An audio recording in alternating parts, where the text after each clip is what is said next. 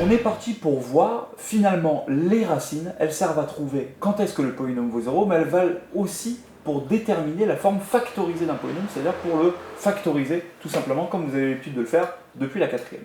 Comment est-ce qu'on va faire ça? Eh bien, nos deux racines, x1 et x2, elles nous permettent de dire que finalement, un polynôme qui s'écrit ax au carré plus bx plus c, une fois que j'aurai trouvé ces deux racines, je pourrais l'écrire sous la forme a facteur de x moins x1 facteur de x moins x2. En réalité, ces deux formes, elles sont strictement égales.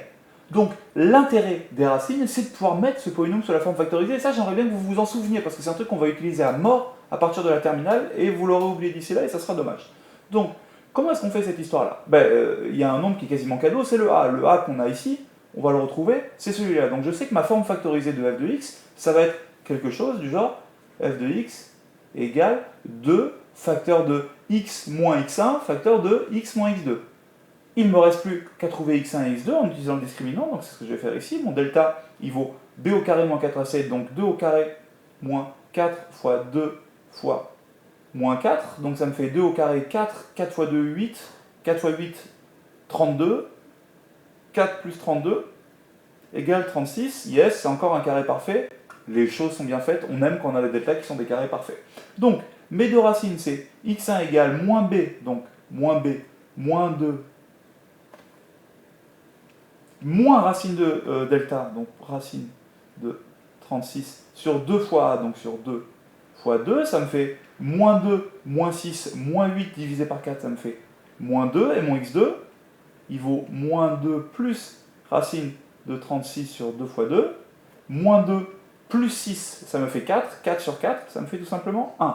Donc je sais que mes racines, c'est 1 et moins 2. Du coup, je vais remplacer celle-là, x1 par 1, donc je vais écrire x moins x1, x moins 1, et là je vais écrire x moins x2, donc x moins moins 2, donc x plus 2, et formidable, j'ai la forme factorisée de mon f de x, c'est ce truc qui est là. Je vous vois venir avec vos questions intelligentes. Qu'est-ce qui se passe si le polynôme a un déterminant qui est nul ou c'est un déterminant qui est négatif?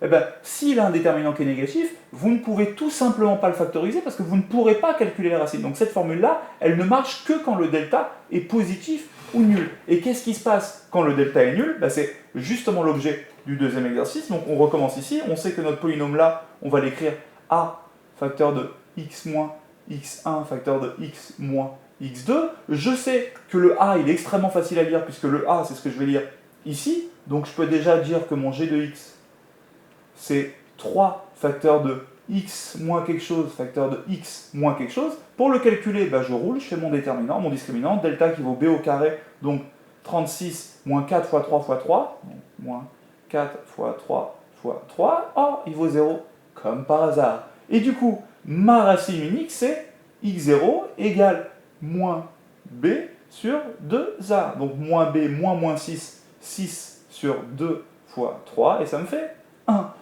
Quand il y a une racine unique, on va juste écrire x moins ma racine, x moins ma racine. Et du coup, finalement, x moins 1 fois x moins 1, vous reconnaissez quand même quelque chose, on va écrire g de x égale 3 facteur de x moins 1 au carré. Et on peut encadrer, et la vie est belle. Vous remarquerez que c'est pour ça qu'on appelle ça une racine double.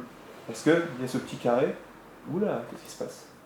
Il y a ce petit carré qui est là et qui fait une racine double. On vous a mis plein d'exercices en dessous, entraînez-vous pour vous le graver et surtout n'oubliez pas parce que c'est un truc dont on va servir à mort l'année prochaine. À vous de jouer, vous êtes des champions.